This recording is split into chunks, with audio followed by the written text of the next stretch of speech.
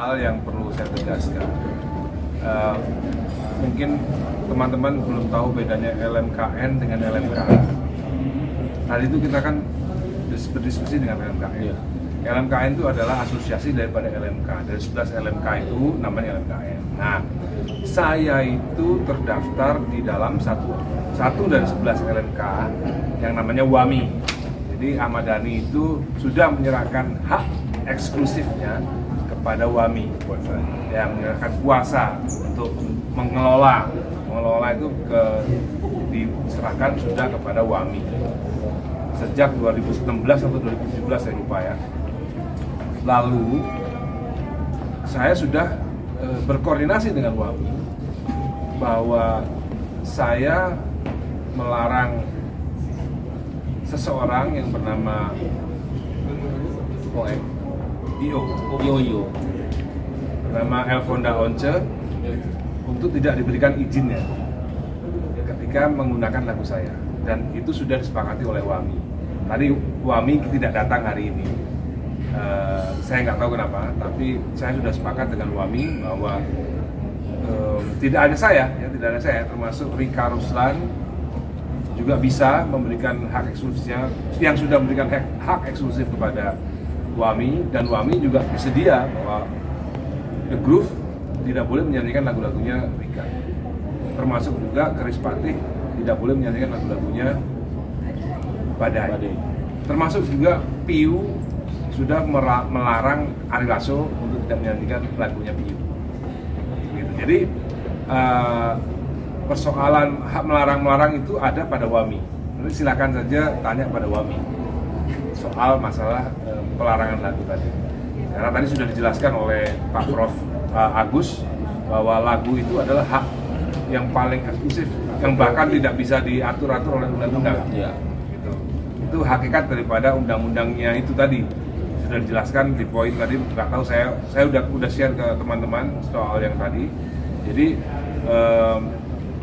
berikutnya memang seperti itu. Jadi makanya soal somasi ya nanti biar berdasarkan hak eksklusif yang sudah diberikan kepada WAMI tadi, mungkin saudara Ali Lubis masih berniat melayangkan somasi, entah sudah dikirim atau belum. Ya nanti kalau sudah dikirim nanti dikabarin. Yang soal kemana kami sama dia katanya ini sejak tahun 2010 Yes. sampai sekarang, dan kenapa sih Mas baru sekarang Mas dari menuju upaya ini sama Ya karena keselnya baru sekarang.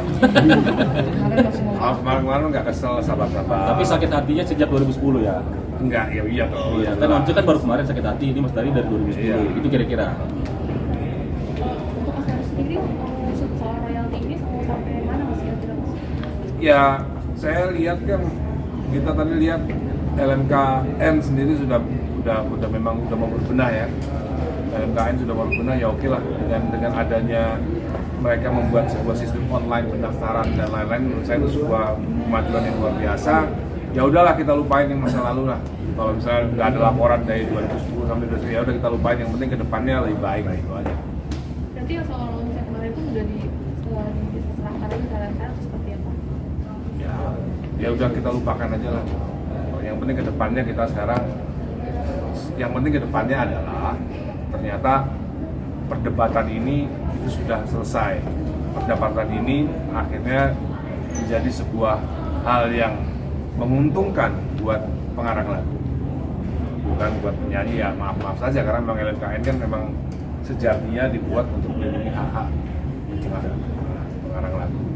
Dan saya sudah punya grup discussion bersama pengarang lagu, komposer, dan memang saya dititipi oleh Mas Indra Lesmana bahwa kita harus ikut merumuskan segala sesuatu yang berkenaan dengan undang-undang hak cipta. Karena kemarin kita nggak ikut, makanya undang-undangnya banyak yang bertentangan. Dan ternyata LMKN sendiri menyadari bahwa ada undang-undang yang memang yang membingungkan. Rencana mau direvisi tadi. Nah, sepakat juga mau merevisi undang-undang. Jadi undang-undang yang selalu dibawa sama Once mungkin udah nggak ada lagi itu. Jadi Once yang nggak boleh marah karena undang-undang yang dia bawa itu bentar lagi udah nggak ada, udah fix sekarang. Pasal-pasalnya yang selalu dibawa itu udah akan pastikan udah nggak ada lagi, sehingga tidak ada lagi dualisme tafsir. Fix semuanya satu tafsir. Mas, kalau seandainya misalnya Once sendiri mau membayar Enggak, sudah nggak mau. Saya sudah nggak mau. Jadi ini sudah masalah Prinsip. brand, bukan prinsip. Oh, prinsip. Dewanya kan masih ada. Oh iya. Dewanya masih ada. Saya dan Anda sebagai founder Dewa 19, Dewanya masih ada dan masih berkegiatan. Dan nggak mungkin ada konser-konser lain yang berkenaan dengan Dewa 19. Kan kalau semisalnya semisal saya tidak bisa melarang seorang IO untuk melakukan konser, nanti suatu saat akan ada konser Ari Lasso dan Once menyanyikan 30 hits Dewa 19 tanpa Dewanya. Kalau saya nggak bisa melarang, itu bisa terjadi konser itu. Tur 30 kota, Once dan Ari Lasso menyanyikan lagu Dewa 19. Bandnya Dargombes misalnya, atau bandnya Sontoloyo Band misalnya. Featuring Tio Nugros, Bapak gitu. Ya, featuring Tio Nugros, featuring Wawan Juniarso. Ngerti ya maksudnya? Ini udah bukan pertikaian saya sama Once ini sebenarnya bukan di ranah hak cipta sebenarnya, bukan di ranah hak cipta, ini udah di ranah persaingan usaha udah ini. Gitu. Karena kalau Once masih menyanyikan lagu Dewa 19 itu mengganggu usaha saya dan Anda dalam rangka mencari nafkah di Dewa 19. Kan Once sudah keluar dari Dewa 19 sejak 2010. Jadi ya ketika Once memutuskan untuk keluar dari Dewa 19 tahun 2010, ya konsekuensi logisnya dia tidak menyanyikan lagu Dewa 19. Masa dia keluar dari Dewa 19, oke gua keluar ya, tapi sorry ya, aku masih nyanyi Dewa 19 ya. Karena lumayan lah, duitnya nggak lagi gitu kan ya. Itu nggak mungkin terjadi, harusnya seperti itu. Kemarin saya masih sabar. Harusnya Oncinya sadar diri lah, kira-kira begitu Mas ya. Lu udah bukan personil, keluar, ya jangan bawa lagu Dewa lagi kan Bukan gitu. gue yang ngomong, lu yang ngomong. Sadar diri dong. Tapi itu berlaku nggak sih Mas? Hah? Itu kan tadi sama Once, tapi berlaku juga nggak sih sama Mas Ari Lasso yang mungkin selama ini bayar royalti gitu? Iya, Ari Lasso tuh dia waktu SMA dia ilmu tambah-tambahan sama ilmu kurang-kurangan kali-kalian sama bagi-bagiannya bagus.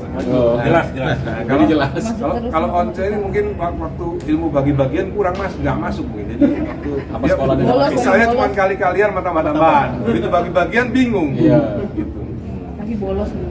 Jadi apa itu boleh kalau misalnya Mas Ari Lasso yang menyanyikan karena udah Ari Lasso boleh. Kalau yang soal somasi itu sudah disampaikan terbuka. Jadi jelas, dan Once juga sudah menyatakan tidak akan lagi menyanyikan lagu. Jadi kemarin itu sudah somasi terbuka.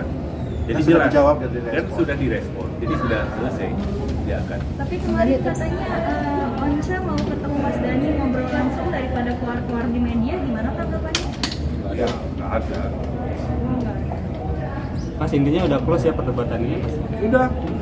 Tapi kalau hubungan Mas Dhani sendiri sama Once, Saya sama Once berteman aja biasa, ngobrol ya bisa lama, ngobrol apa aja sama Once enak. Once tuh enak buat ngobrol gitu, biasa aja gitu. It's all about business aja. Berteman oke, berbisnis no. Gitu. berarti Mas Dhani sudah tidak mau berbagi keuntungan dari Dewa untuk si Loh, bukan bukan. Gini loh Mbak, konsekuensi logis dari Once keluar dari Dewa tahun 2010, konsekuensi logisnya dia tidak menyanyikan lagu Dewa 19 kalau pakai akal sehat ya. Kalau orang berakal sehat gitu begitu. Harusnya ketika keluar, kayak misalnya gini, contohnya waktu Mulan Kwok keluar dari Ratu dan menjadi Mulan Jamila. Semenjak itu udah nggak nyanyi lagu Ratu lagi. Pernah lihat ya Mulan Jamila nyanyi lagu Teman Towi Mesra? Nggak pernah kan?